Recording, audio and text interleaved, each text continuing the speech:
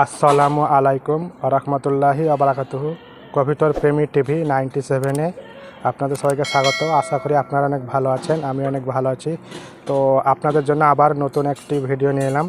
তো বন্ধুরা, আপনাদের কবুতরকে অবশ্যই যেগুলো বাচ্চা হয়েছে অবশ্যই তাদেরকে মিহিদানা খেতে দিবেন, যাতে বাচ্চাকে খাওয়াতে কোনো অসুবিধা না হয়।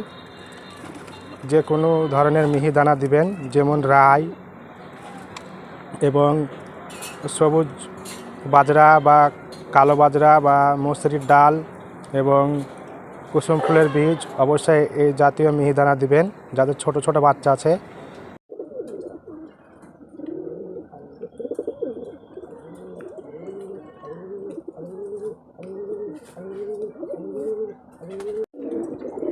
তো বন্ধুরা, আপনারা দেখুন, খেতে দেওয়ার পরে কবুতরের বাচ্চাকে অনেক সুন্দর খাইয়েছে। দেখুন, মাশাআল্লাহ, এই যে অনেক সুন্দর খাইয়েছে, অনেক সুন্দর খাইয়েছে, আপনারা দেখুন।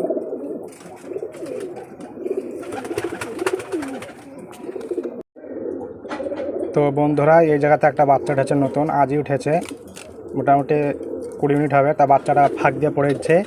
তো আপনারা যাদের এরকম খাঁচা, তারা অবশ্যই যদি পড়ে যায় তা কিছু দিবেন, কাগজ দিলে সব থেকে ভালো হবে। এভাবে কাগজ দিয়ে দেবেন, তাহলে আপনাদের বাচ্চাটা পড়বে না। বাচ্চাটা এভাবে রেখে দিলাম, তাহলে বাতার ফাঁক দিয়ে পড়বে না। আজকের মধ্যে এটুকুই, ধন্যবাদ বন্ধুরা।